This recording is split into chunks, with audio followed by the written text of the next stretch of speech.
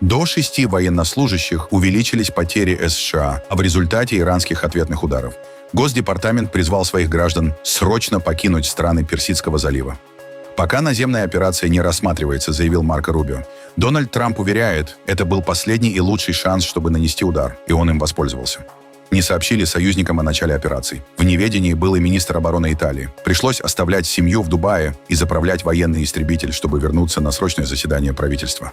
Никогда такого еще не было. Мелания Трамп председательствует на заседании Совета безопасности ООН.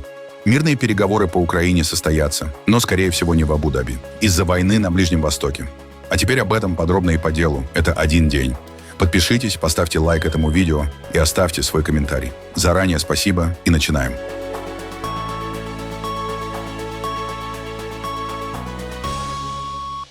Число погибших американских военнослужащих в ходе операции против Ирана возросло до 6. Об этом сообщили в Центральном командовании Вооруженных сил США. По данным ведомства, недавно были обнаружены и извлечены останки 2 военных, ранее числившихся пропавшими без вести. Они находились на объекте, который был поражен во время первоначальных атак Ирана в регионе. Тем временем Соединенные Штаты заявили об уничтожении всех 11 иранских кораблей, находившихся в Оманском заливе. В Центральном командовании утверждают, что еще 2 дня назад в этом районе действовали 11 судов иранских сил. Однако в результате операции ни одной из них не осталось. Американская сторона также опубликовала кадры атак на одно из судов. В официальном заявлении подчеркивается, что операция направлена на защиту свободы морской навигации, которая, по утверждению Вашингтона, более 80 лет обеспечивает стабильность и экономическое процветание. В США заявляют, что намерены и дальше обеспечивать безопасность международного судоходства в регионе. Тем временем Государственный департамент США призвал американцев немедленно покинуть более десятка стран Ближнего Востока. Предупреждение прозвучало на фоне американо-израильских ударов по Ирану. По данным ведомства, гражданам США рекомендуется выехать коммерческими рейсами из Бахрейна, Египта, Ирака, Израиля, Иордании, Ливана, стран Персидского залива и других государств региона из-за серьезных угроз безопасности. Президент США Дональд Трамп заявил о продолжении масштабной военной операции против Ирана, назвав ее необходимой мерой для устранения серьезной и неизбежной угрозы. По его словам, удар был направлен на уничтожение ядерной программы Тегерана и стремительно развивающегося ракетного потенциала, который, как утверждает Вашингтон, представлял опасность для американских баз и союзников. Мы предупредили Иран, чтобы он не пытался восстанавливать объекты в другом месте, поскольку они больше не могли использовать те, которые мы столь мощно уничтожили. Но они проигнорировали эти предупреждения и отказались прекратить стремление к созданию ядерного оружия. Кроме того, ракетная программа режима в области обычных баллистических ракет быстро и стремительно развивалась, что представляло собой совершенно очевидную колоссальную угрозу для американских сил, размещенных за рубежом. У режима уже были ракеты, способные достигать Европы и наших баз, как региональных, так и зарубежных. И вскоре у них могли появиться ракеты, способные достичь нашей прекрасной Америки.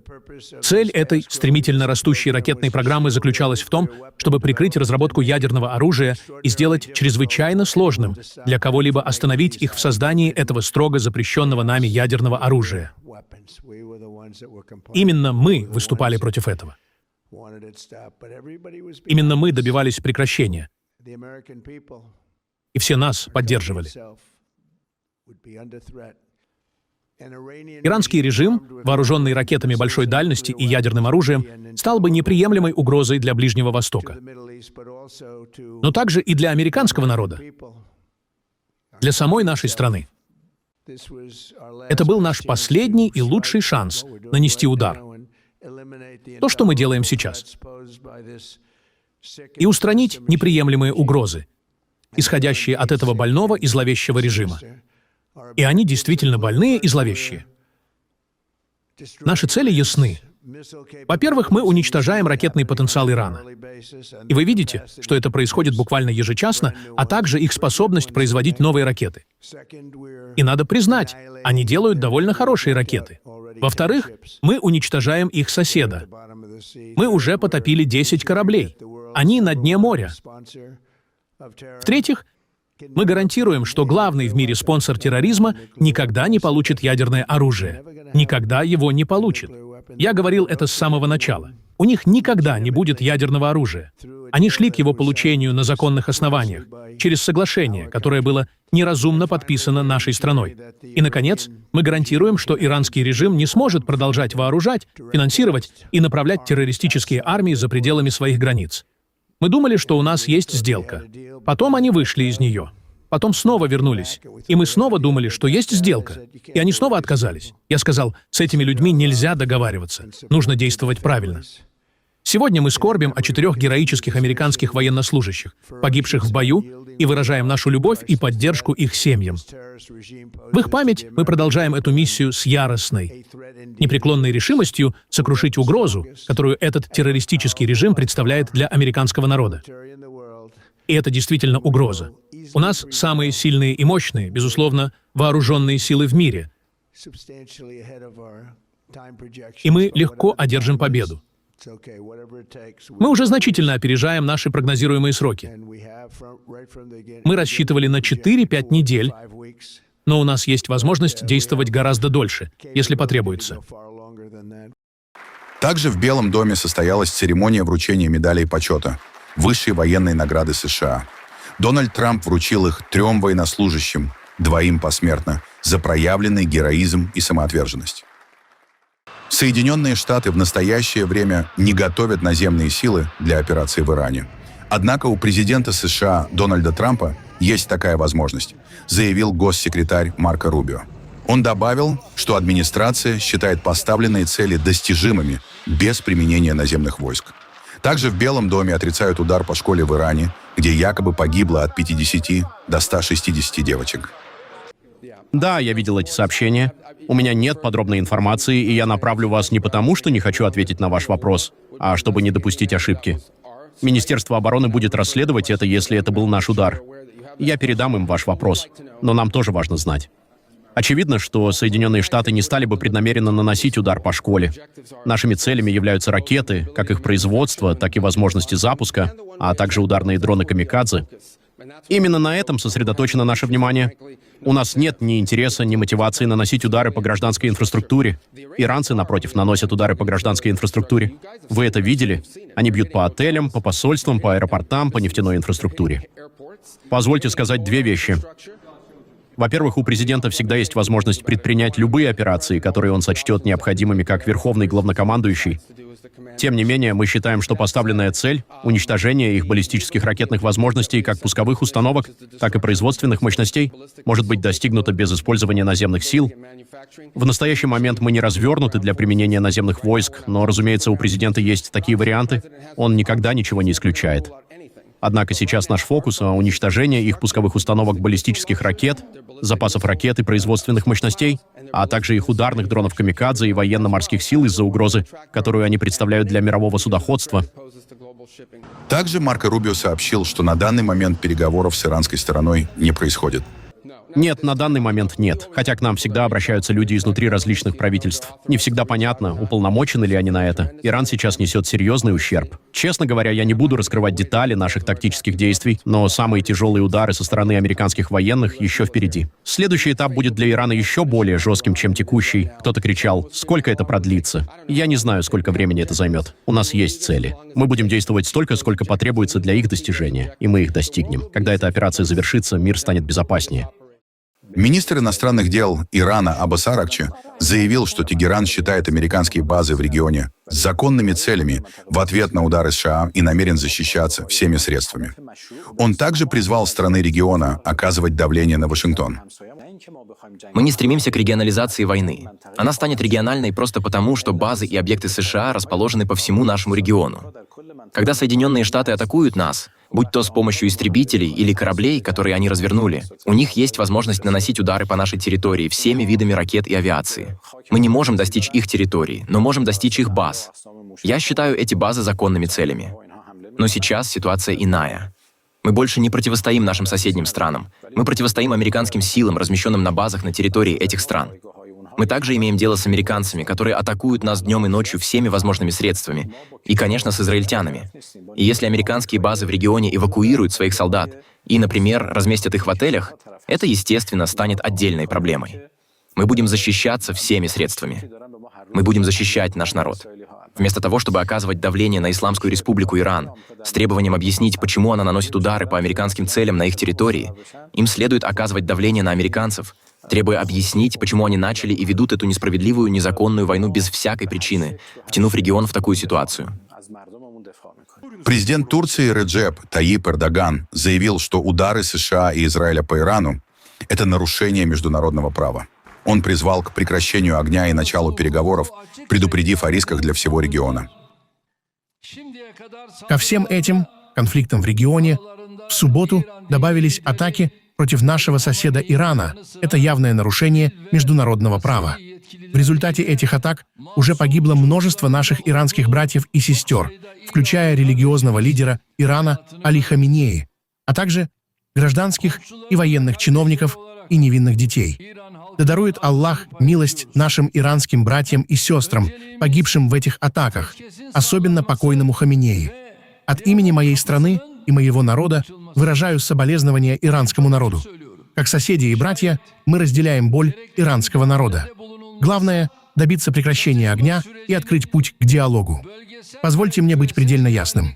Если не будет предпринято необходимое вмешательство, конфликт повлечет серьезные последствия для региональной и глобальной безопасности. Никто не сможет вынести экономическую и геополитическую неопределенность, которую создаст такой процесс. До тех пор, пока не будет установлено прекращение огня и в нашем регионе не восстановится спокойствие, мы будем активизировать контакты на всех уровнях. Премьер-министр Великобритании Кир Стармер заявил, что Лондон не участвовал в первых ударах США и Израиля по Ирану. По его словам, это было осознанное решение. Страна делает ставку на переговоры. Стармер подчеркнул, к наступательным операциям Лондон не присоединяется, несмотря на критику со стороны Дональда Трампа. Господин спикер, Соединенное Королевство не участвовало в первоначальных ударах США и Израиля по Ирану. Это решение было осознанным. Мы считаем, что наилучший путь для региона и для мира – это переговорное урегулирование. Президент Трамп выразил несогласие с нашим решением не участвовать в первоначальных ударах, однако моя обязанность – оценивать, что отвечает национальным интересам Великобритании. Именно это я и сделал, и я поддерживаю это решение. Господин спикер, мне важно сказать, что наши базы на Кипре не используются американскими бомбардировщиками. Безопасность наших друзей и партнеров на Кипре имеет критическое значение. И, господин спикер, хочу ясно заявить, удар по базе РАФ Акротири на Кипре не был ответом на какое-либо наше решение. Совершенно очевидно, что гибель верховного лидера не остановит Иран от нанесения этих ударов. Более того, их действия становятся еще более безрассудными и более опасными для гражданского населения. Они безжалостно и целенаправленно реализуют план по нанесению ударов не только по военным, но и по экономическим объектам в регионе, не считаясь с жертвами среди мирного населения. Единственный способ остановить угрозу – уничтожить ракеты у источника, в местах их хранения или на пусковых установках. США запросили разрешение использовать британские базы именно для этой конкретной и ограниченной оборонительной цели, поскольку обладают необходимыми возможностями. Вчера вечером мы приняли решение удовлетворить этот новый запрос, чтобы предотвратить запуск Ираном ракет по региону. Чтобы внести ясность, использование британских баз ограничено согласованными оборонительными целями. Мы не присоединяемся к наступательным ударам США и Израиля. Обновленную ядерную доктрину представил Эммануэль Макрон. Франция увеличит размер своего ядерного арсенала и усилит систему сдерживания на фоне растущего риска. Эволюция оборонительных возможностей наших конкурентов, появление региональных держав, возможность координации между противниками и риски, связанные с распространением вооружений — все это после тщательного анализа привело меня к выводу, усиление нашего арсенала является необходимым. Я распорядился увеличить количество ядерных боеголовок в нашем арсенале. Чтобы положить конец любым спекуляциям, мы больше не будем публиковать данные о численности нашего ядерного арсенала, как это происходило ранее. Чтобы быть свободным, нужно вызывать страх. А чтобы вызывать страх, нужно быть сильным. Это увеличение нашего арсенала тому подтверждение. Франция всегда будет самостоятельно принимать решения о переходе ядерного порога, при этом учитывая интересы наших союзников. Передовое сдерживание — это поэтапный подход. Он предусматривает прежде всего возможность участия партнеров в учениях по сдерживанию. Это может также включать сигналы, в том числе за пределами наших строгих границ, или участие союзных сил в наших ядерных мероприятиях на обычном уровне. В зависимости от обстоятельств, возможное размещение элементов стратегических сил у наших союзников.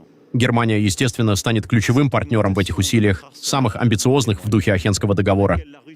Первые этапы сотрудничества начнутся уже в этом году и могут включать посещение стратегических объектов и совместные учения. Уже сейчас к этому диалогу присоединились и другие страны. Помимо наших британских и немецких партнеров и друзей, Польша, Нидерланды, Бельгия, Греция, Швеция и Дания также примут участие. Это подлинное стратегическое сближение между нашими странами, способное придать реальную глубину обороне нашего континента. Что касается наших американских союзников, которые сами модернизируют свой арсенал, они с 1945 года играли и продолжают играть ключевую роль в обороне Европы. Мы благодарны им за это. В сфере сдерживания они напрямую участвуют в нашей защите через ядерную миссию НАТО.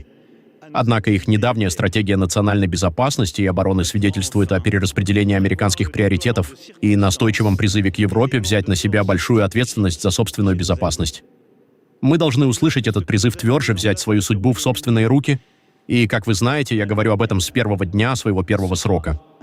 Следующие полвека станут эпохой ядерного оружия. Франция, решительная, свободная и уверенная, полностью сыграет свою роль в этой эпохе. Она продолжит укрепляться и ради собственной выгоды закрепит этот курс от Атлантики к европейскому фундаменту. Таково мое послание сегодня. Будем сильными, будем едиными, будем свободными. Да здравствует республика, да здравствует Франция.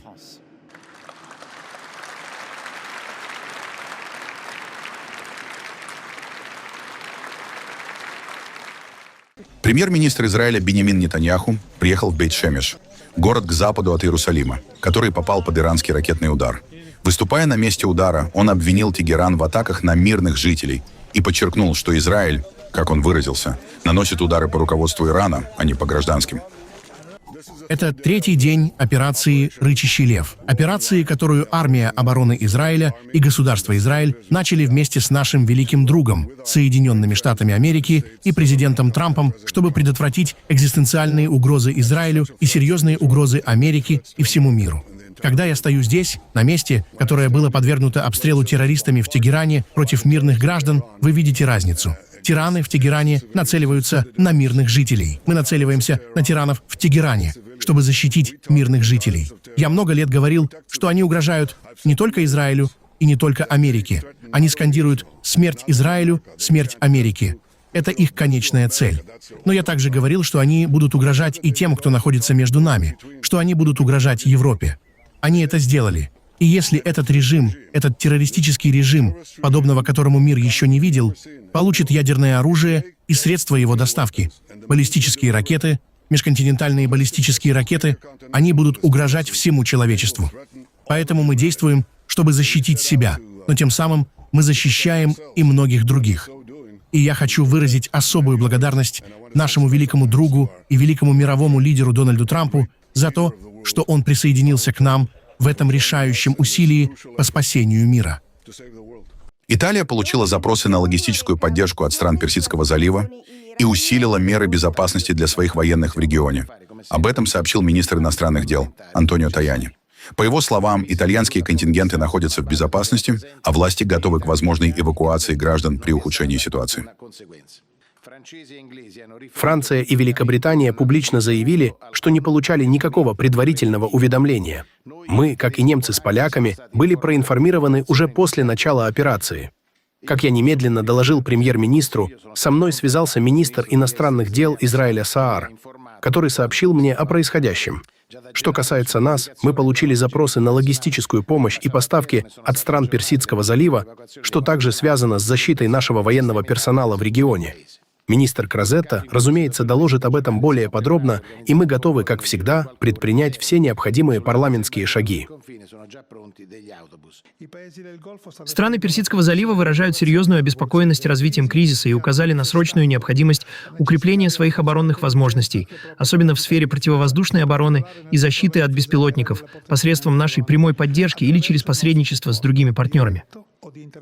Поэтому они обратились к Италии с просьбой предоставить им средства для самообороны. Под средствами я имею в виду системы SAMP/T, системы противодействия беспилотникам или системы противовоздушной обороны. К слову, добираться на срочное заседание парламентского комитета министру обороны Гуидо Кразетто пришлось на истребителе. На выходных он находился в Дубае вместе с семьей, когда из-за резкой эскалации конфликта на Ближнем Востоке было закрыто воздушное пространство и отменены коммерческие рейсы. При этом Гуидо Кразетто заявил, что оплатит перелет из личных средств, чтобы избежать обвинений в использовании государственных ресурсов в личных целях. Генеральный секретарь ООН призвал к немедленной деэскалации конфликта вокруг Ирана и возвращению к переговорам, подчеркнув, что региону прежде всего нужен выход из ситуации. По словам представителя ООН Стефана Дюжарика, Антонио Гутерриш провел переговоры с лидерами Катара и Омана и выразил серьезную обеспокоенность ростом числа жертв среди мирного населения. В ООН также встревожены расширением боевых действий на другие страны Ближнего Востока и риском дальнейшей эскалации. Организация подчеркивает, сейчас нет места для просчетов, и единственным решением остается дипломатия. Генеральный секретарь особенно обеспокоен растущим числом жертв среди гражданского населения и разрушением гражданской инфраструктуры. Международное гуманитарное право ясно, гражданские лица должны быть защищены в любое время, и гражданская инфраструктура также должна быть защищена. Расширение атак на страны, которые не были вовлечены в первоначальное нападение, по мнению генерального секретаря, вызывает особую тревогу, будь то страны Персидского залива, Иордания, Сирия или Ливан. В Ливане, где у нас есть как политическое, так и миротворческое присутствие, напряженность также растет. Мы серьезно обеспокоены обменом огнем через голубую линию.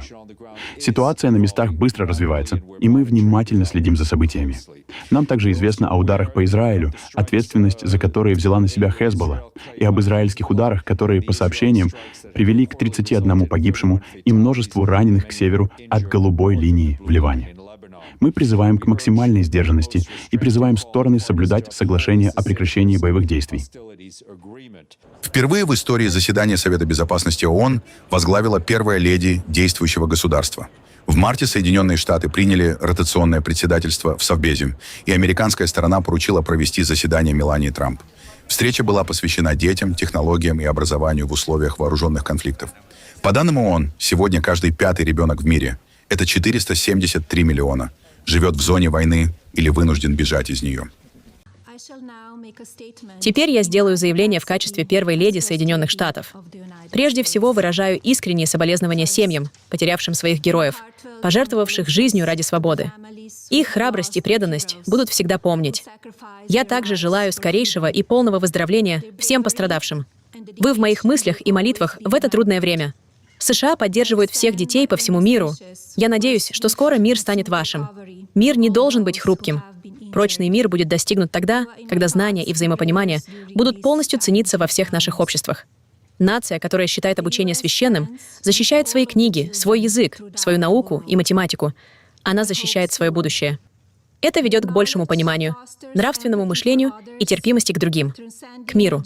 Дети, выросшие в культуре, основанной на интеллекте, обретают уверенность, создают инновации, строят, конкурируют и сохраняют глубокую систему ценностей. Их знания развивают сочувствие к другим, преодолевая границы географии, религии, расы, пола и даже местных норм. Они становятся заботливыми людьми. Но дети, выросшие в культуре, основанной на невежестве, окружены беспорядком, а иногда и конфликтом. Такие общества полны догматичных людей, принимающих предубеждения и отвергающих человеческое достоинство. Путь к миру зависит от нашей ответственности за расширение возможностей детей через образование и технологии. Я призываю вас взять на себя обязательство защищать обучение в наших сообществах и продвигать доступ к высшему образованию для всех. Я настоятельно прошу вас построить будущее поколение лидеров, которые будут стремиться к миру через образование. Спасибо. На границе с Ираном в Астаре иностранные граждане переходят в Азербайджан. Люди с детьми и багажом проходят проверку документов и досмотр. По данным азербайджанских властей, к вечеру 1 марта границу пересекли 192 человека. Среди них граждане Азербайджана, Пакистана и Саудовской Аравии. Иностранцы покидают Иран на фоне обострения конфликта. После ударов США и Израиля по иранской территории последовали ответные атаки по целям в регионе. Боевые действия продолжаются. Министерство иностранных дел России обвинило Соединенные Штаты и Израиль в попытке добиться смены режима в Иране и в стремлении сорвать, по его выражению, процесс нормализации отношений между Тегераном и его арабскими соседями. Обеспокоенная разрастанием вооруженной конфронтации вследствие агрессии США и Израиля против Ирана на весь регион Ближнего Востока. Стало очевидно, что помимо смены режима в Иране с использованием самых нечистоплотных средств, таких как убийство руководства суверенного государства, Вашингтон и Тель-Авив пытаются спровоцировать срыв процесса нормализации отношений между Ираном и арабскими соседями. Со своей стороны выступаем за немедленное прекращение всеми сторонами боевых действий и принятие в качестве безусловного приоритета исчерпывающих мер по обеспечению безопасности мирного населения и гражданской инфраструктуры во всех странах региона. Решительного осуждения заслуживает удар по школе для девочек в иранском городе Менабе. В результате, как вы знаете, погибли десятки невинных детей. Любые атаки по гражданским объектам, будь то в Иране или арабских странах, недопустимы и должны быть полностью исключены. Вновь настоятельно призываем стороны к отказу от силовых методов решения имеющихся разногласий и переходу к политико-дипломатическому регулированию любых вопросов при обеспечении законных интересов безопасности всех государств региона. Москва по-прежнему считает дипломатический путь предпочтительным способом завершения войны, заявил пресс-секретарь Путина Дмитрий Песков. Несмотря на разногласия и жесткие условия, Россия, как утверждают в Кремле, остается открытой к переговорам и продолжает контакты при посредничестве США. Россия сохраняет свою позицию, неоднократно изложенную президентом Путиным, о том, что политика дипломатического регулирования является предпочтительным способом, и Россия сохраняет свою открытость с тем, чтобы добиться обеспечения своих интересов именно этими методами, мирными методами. У нас есть собственные интересы, которые мы должны обеспечивать. И в наших интересах продолжать эти переговоры. Мы, безусловно, сохраним открытость к этим переговорам. Безусловно, мы продолжаем высоко ценить те посреднические усилия, которые оказывают Соединенные Штаты, но доверяем мы в первую очередь только себе. И именно мы отстаиваем наши собственные интересы. Что касается переговоров по экономическому треку, то эта работа идет своим чередом. Ей занимается коллега Дмитриев, он продолжает работу. Наверное, вот такая ситуация в целом. Новый раунд переговоров планировали провести в Абу-Даби. Однако из-за обострения ситуации на Ближнем Востоке площадку придется менять. Парадоксально, но встречу о прекращении одной войны переносят потому, что в регионе, где она должна была состояться, начались боевые действия. Киев заявляет, переговоры должны пройти, вопрос лишь в месте. Мирные переговоры должны состояться между 5 и 8 или 9 числом этого месяца. В принципе, мы планировали провести переговоры в Абу-Даби. Это было предложение американской стороны. Если из-за событий в Персидском заливе, из-за войны, события сместят дату или изменят город, тогда мы готовы к другому городу, другой стране. Мы готовы встретиться в Швейцарии. И мы также готовы встретиться в Турции, как я сегодня упоминал. Турция и Швейцария были возможными площадками, как и Эмираты. Президент Украины Владимир Зеленский заявил о готовности направить украинских специалистов, в том числе экспертов по беспилотным технологиям, если страны Ближнего Востока смогут повлиять на Россию и содействовать достижению временного прекращения огня. Ближний Восток имеет тесные экономические связи, отношения с Российской Федерацией и влияние. Если они подадут России сигнал о прекращении огня, например, на определенный период времени, на месяц, на 2 месяца, мы тогда можем направить наших специалистов для защиты гражданского населения. Ситуация вокруг Ормузского пролива резко обострилась. Представитель корпуса стражей Исламской революции заявил, что пролив закрыт, и Иран будет открывать огонь по любому судну, пытающемуся пройти через него. Через этот маршрут проходит около 20% мировых поставок нефти, поэтому возможная блокада может спровоцировать скачок цен и перебои на глобальном рынке. В Центральном командовании США заявили, что пролив остается открытым и судоходство продолжается. Мировые рынки начали неделю с резкой волатильности после ударов США и Израиля по Ирану. Нефть Brent на внебиржевых торгах подскочила примерно на 10%, к $80 за баррель, на фоне опасений перебоев поставок через Ормузский пролив, через который проходит более 20% мировой нефти. Рынок закладывает риск дальнейшего роста цен, если конфликт затянется. Азиатские и европейские индексы снизились, инвесторы уходили в защитные активы, укрепились золото и доллар. В США торги также проходили нервно. В начале сессии индексы упали, но затем часть потерь была отыграна. В плюсе оказались энергетические и оборонные компании, тогда как давление испытали туризм, и чувствительные к ставкам сектора. Главный фактор для рынков сейчас – продолжительность конфликта и его влияние на инфляцию и дальнейшие решения Федеральной резервной системы.